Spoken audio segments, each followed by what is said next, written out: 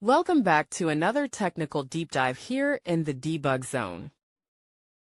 Today we're tackling a big question and breaking it down with insights from other users. Hopefully this clears up some misconceptions and helps you get the answer you need. So buckle up, stay a little curious, and let's jump right in.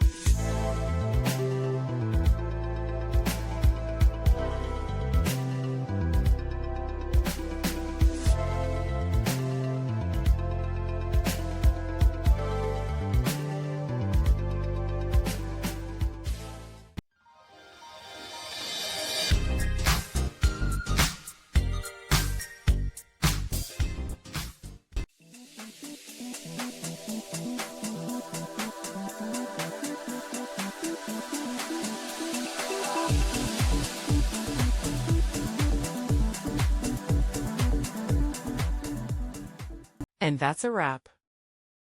I hope you found the answer you were looking for. If you did, take a second to hit that subscribe button. It really helps out. And let me know in the comments which solution worked best for you. See you next time in the debug zone.